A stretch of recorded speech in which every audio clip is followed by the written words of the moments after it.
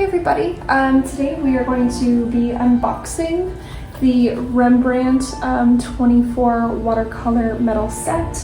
We're also going to be doing some different kind of swatch making. So without further ado, let's just go ahead and jump right into the video. So for those of you that are not familiar with Rembrandt watercolors, they are a professional grade paint and are very vibrant. I like them a lot because they're fantastic at layering, but you can also mix these together without getting mud due to the purity of the pigments. So as far as unboxing goes, all we really need to do is slide off this piece of paper. You can see a quote underneath on the bottom of the box. And it's kind of like a thicker black box, really nice for shipping and protecting our palette. So now we can see the metal palette inside. It's pretty lightweight, but it seems durable. And on the back side of the palette, we have this little wire hook here. This is for sliding your fingers inside of, so if you're standing up and painting with this palette, it's really easy to hold on to. As we unfold our palette here, you can see that there's plenty of mixing room on both the top and bottom below the actual paint. All of the colors in this set have the highest light fast ratings, and the majority of the colors are transparent, with only a few being semi-transparent. The pans come wrapped in individual pieces of paper like little presents. Once you unwrap them, you'll be able to see that the color number is printed on the side of the pan. That way, if you need to reorder a color, you'll know exactly which number to get. You'll need to adjust the metal siding around the pans to make sure that the pans are securely in place. The center part of the palette actually lifts out completely, so you can also mix underneath it.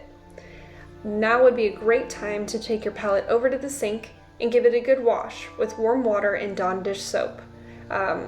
This kind of takes off that film that's on the palette and prevents your watercolor from beading up underneath.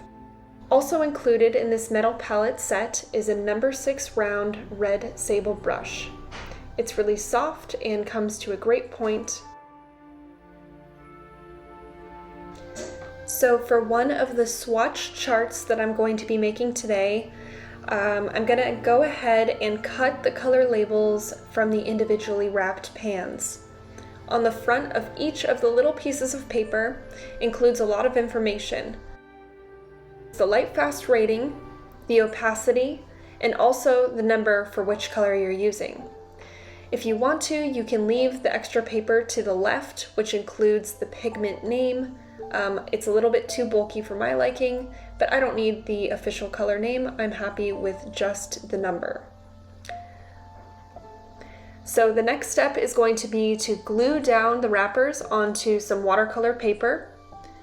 I'm using 140 pound Rembrandt and a neutral pH glue to adhere these down, but really any adhesive will work.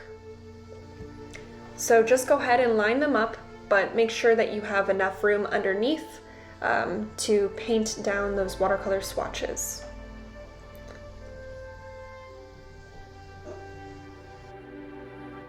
I have a lot of watercolor swatch sheets laying around, so I'm going to go ahead and label mine up at the top. And for now, we're going to put that first swatch sheet off to the side because we're going to make a different one that's a little bit more compact to fit inside of the palette.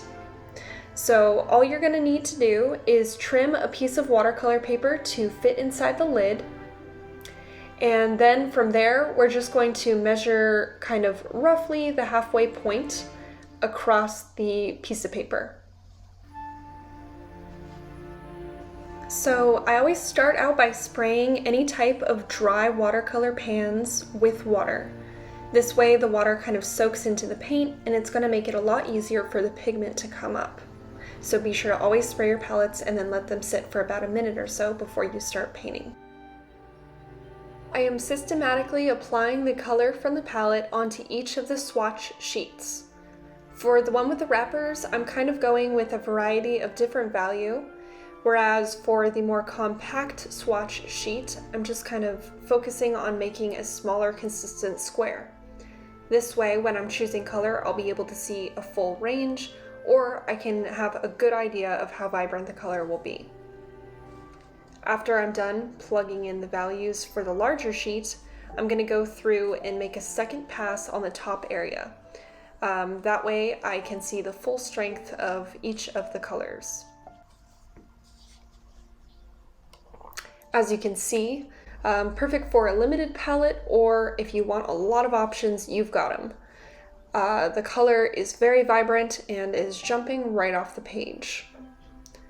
For the smaller sheet that fits inside the palette, I always like to laminate mine just because I'm a messy painter and I want the sheet to be clean all the time.